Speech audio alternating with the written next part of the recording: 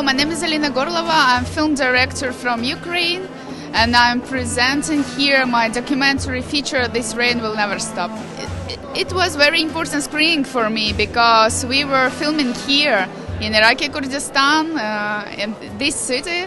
So that's why for me it was very important to show, to hear some feedbacks. It's very important for me to have a dialogue with the Kurds. It's very important to understand. It's very important that you have this international film festival here, and all of us around the world, we could visit and we could become closer to a culture and to a history.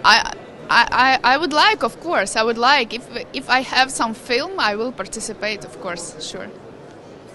Thanks.